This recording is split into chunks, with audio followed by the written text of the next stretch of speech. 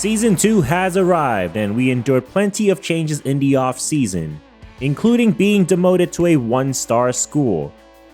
Today we will go up against two former Panthers in this episode, and there's plenty of changes on our roster as well as we continue to rebuild this program. Starting with TJ Stanley, the quarterback who nearly transferred away because of our play style, and his return next season is now in his control as he captains the offense. And his first test is going to be against the Icy Hopkins and the Yellow Jackets. It'll be interesting to see what the identity of our team is with these new faces, and we'll get to see Ahmad King and the Georgia Tech offense to begin. More of a run-first approach quarterback, but he's gonna air it out going for it all. Touchdown! Not an ideal way for us to start the season, and speaking of some new faces, it's the freshman James Talbot who gets blown by as Tech takes the early lead. Unfortunately, our offense went 3 and out to start, and we'll jump into their next drive, as King will now boot to the left and fires, but it goes to a white jersey and it's picked off. Bernard Causey has the takeaway, and it's our first time seeing an interception from him in the entire series. And we'll transition to another freshman here in Marco Hakeem. His first career carry goes right up the middle for a gain of 4. High expectations for his future, hopefully, as Stanley will fire towards the end zone, and it's incomplete, intended for the transfer Camryn Johnson, and they will add 3 to the board. Our defense will look to tighten up, and King is met in the backfield by Mount Zion Lawson. He's expected to have a big year, and on our next drive, catch is made by Javon Robinson. Nice adjustment to the high throw by the senior. Another third down try, and we go from senior to freshman. It's Josh Day. His first career reception goes for 6, and the new faces are already making a solid impact. As King underthrows the pass, and it's another interception, this time by Fabian Keith. We had a total of 2 last season, and we now match that in the first half alone. And Ahmad King is not returning to the game after that play. So a big opportunity for the offense as the first half comes to a close. Stanley is going to take another shot to the end zone, and what a catch! He comes down with it. Touchdown! Josh Day with 2 in his debut, but if this is the type of play he makes in traffic, I don't know how he can be considered a gadget receiver. New quarterback is Jason Gadsden as Tech looks to come back. It's a screen. Blocks are set up well as Isaiah Canyon will put them in striking distance. And the Yellow Jackets keep it on the ground, and they'll easily walk in for the score. We've been up by 2 scores in the past and have been heartbroken before. Branson Robinson is trying to change the narrative as he picks up a strong run. 10 rushes for 54. He's been very effective on the ground attack with this young core of linemen, but it's 3rd and long, and it's a bit too much of an ask from him, and Tech will take over again. They found multiple ways to move the ball here in the second half, as Gadsden goes with the unbalanced throw and a perfect ball. Busted coverage, and the defense has let us down again. And the Yellow Jackets will now take the lead. Second touchdown for Felix Finley makes this a 21-17 game. Stanley now gonna operate from the RPO. McGee has room to work with. He'll add on a nice spin move, and that's a massive play by the speedster. First time seeing Hopkins in action, and we've been able to keep him quiet on the field today.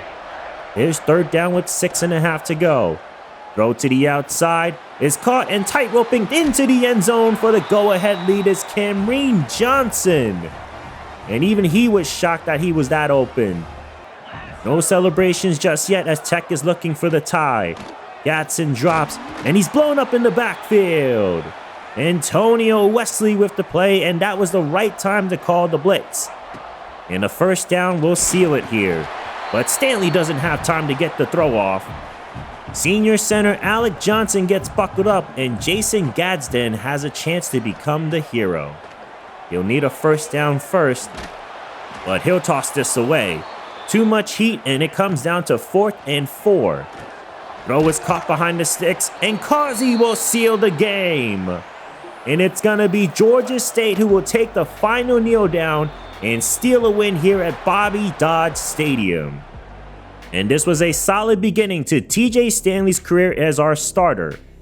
3 touchdowns, no picks, but he didn't cross 200 yards passing, which is key to his deal breaker.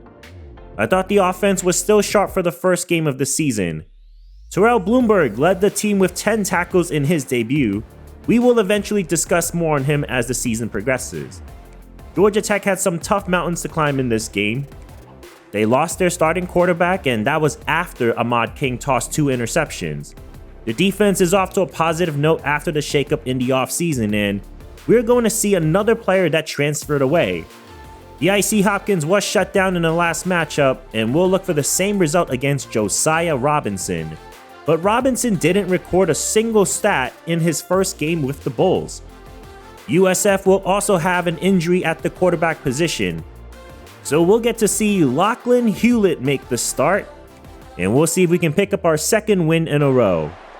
We'll actually jump into the second half because it was a 7-0 game and neither offense had much going. TJ Stanley was only 5 of 14 for 49 yards to start, as Hewlett gets knocked around and the ball is picked off midair. And that is Grayson Bailey with the takeaway. Good rush by Zion Lawson to force it out, and it lands into the hands of the guy who now replaces D.I.C. Hopkins. And we'll see if the offense can make some magic happen, as Robinson bounces outside, but he's gonna lose yardage. And there is Josiah Robinson's first career tackle for loss as a Bull, and that's gotta be a good feeling to do it against the best player on our team. And here's third down, and the ball is caught and well short, and that excitement is stalled to just a field goal. The offense just couldn't find the rhythm here at home. And now the Bulls rip this run, and down the sidelines goes Javin Simpkins. Defending the run is still a nightmare for our team. And now Hewlett will stretch his legs, and he'll rush forward for the first. Whenever teams go up-tempo, we tend to be in trouble, as Hewlett finds the open man, and they've marched all the way down inside the 10. What a drive after the turnover. And they'll cap it off by breaking the plane. That is the third-string running back, Alvin Isaac. All of a sudden, this explosion of offense now surges, but can we match it? As Stanley goes for it all, and he misses his man. Josh Adai nearly had his third in the episode as he splits the safeties to perfection, but he just put too much mustard on it. So they'll try it again. And again, Stanley going for the home run, and he's off on that throw as well. We're not going to win with Liam Rickman scoring all the points. But in the meantime, it does help make it a one-possession game. We're making all the adjustments, but can we slow down this offense? And the redshirt freshman hits another perfect pass. He's throwing angry after his interception. And another perfect throw, threading it in the seams. I'm not sure where this was in the first half, but he's seeing everything. And he'll find his tight end for the touchdown. Just when we compliment our defense, they let us down once again. Offense hasn't been much better, as Stanley desperately launches, and it's a nice catch made by Leo Blackburn. Big time throw and catch. And it's just a couple of yards to go. And it's a freshman scoring his first touchdown. Finally, we break the ice, and it's our first rushing score of Season 2 by Marco Hakeem. But our defense needs to figure out how to stop them or the game ends here. Hewlett dances and decides to launch it. And it's broken up. Nicely done by Antonio Wesley deep in coverage. And there's still a chance. About $1:40 to go. Stanley scanning downfield. And he's going to let it fly. The catch is made. And it's Josh Adai with another spectacular catch in the episode. Out goes Ted Hurst, and in comes Josh Adai, who's making a statement to being our #1 receiver off the rip. What a moment for the freshman in front of his home crowd. Job still not finished, as McGee will come down with that, and it's 1st and goal. Stanley under center, Robinson in the backfield, and he'll drive his way forward and be just a yard shy. We've seen Robinson be clutch in this part of the field, but this time he's driven backwards, and it'll come down to one final play here on 4th down. From the pistol, Ade lined up in the slot. Pressure comes and the ball is incomplete, and it's a turnover on downs. Stanley felt the pressure, but if he just waited a tick, Javon Robinson was open in the end zone. Having a young quarterback will include some growing pains as Georgia State looks for one more chance, and this is going to put the nail on the coffin.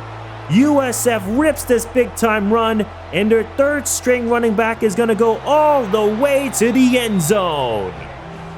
There's the dagger by Alvin Isaac, and our rush defense has allowed over 200 yards on the ground today. This was a drastic difference from the first game we saw earlier in the episode. And how fitting that it would end on a Bowles interception. That is TJ Stanley's first career pick he's thrown, and that is how the game will come to a close. 28-13, and our offense was stagnant after scoring 3 touchdowns against Georgia Tech. TJ Stanley once again went under 200 yards passing, and we may need to change our approach back to running the ball more. I was attempting to help keep Stanley from transferring due to his passing yards deal breaker, but it's not worth it if we don't win. If he decides to leave, we are just going to manage it from there. Shockingly, our defense comes away with 3 interceptions in this episode after only seeing a couple the year prior.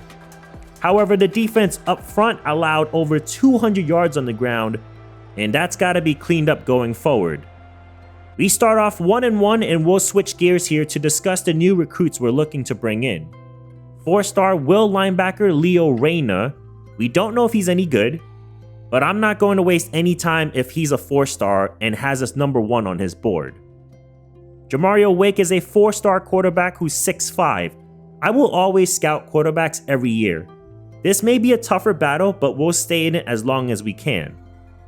Corner Marcus Berry may be tougher with the competitive teams also going after him, but we're desperate in the secondary, so hopefully he'll change his mind.